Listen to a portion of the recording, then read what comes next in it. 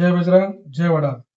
मी नितीन शिवाजीराव शेलार, माझे वडील स्वर्गीय शिवाजीराव शेलार यांना विनम्र अभिवादन करून वीर एकता वडार फाउंडेशन चे संस्थापक अध्यक्ष माननीय विजयदादा गोरे यांनी जी संघटना स्थापन केलेली आहे, आज समाजाला नवीन तरुण एक अध्यक्ष आम्हाला या संघटनेच्या माध्यमातून मिळालेला आहे आणि येणाऱ्या काळात आम्ही महाराष्ट्रभर या संघटनेचं काम उभं करणार आहोत.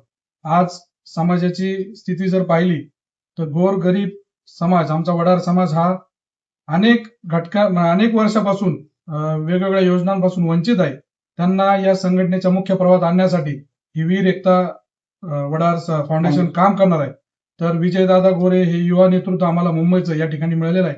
आज मुंबईची टीम आज नगरमध्ये दाखल झालेली आहे. उद्या 23 ऑगस्ट अर्चना लॉन येथे वडार समाजाचा जिल्ह्याचा मेळावा या ठिकाणी पार पडणार आहे.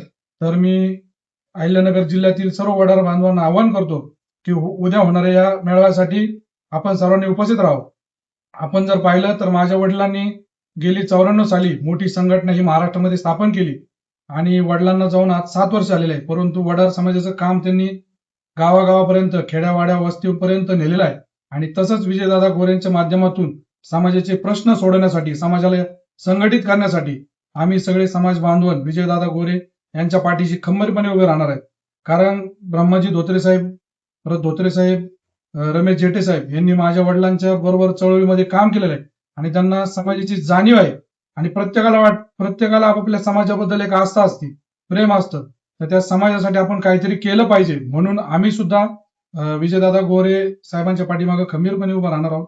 आता मला धोत्रे साहेबांनी त्यांच्याबद्दल माहिती दिली की त्यांच्या मनामध्ये कुठलाही स्वार्थ नाही. त्यांनी प्रत्येक जिल्ह्यामध्ये आज जवळजवळ 36 जिल्ह्यामध्ये वडार भवन बांधण्याचा संकल्प त्यांनी केलेला आहे.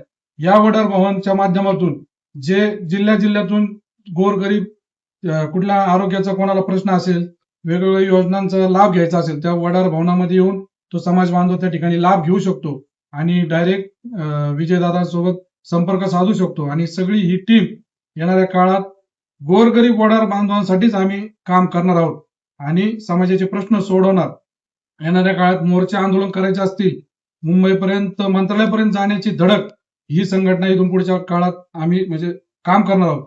त्याच्यामुळे सर्व वडार बांधवांनी या संघटनेमध्ये सहभागी व्हावं एवढंच मी या ठिकाणी सांगतो.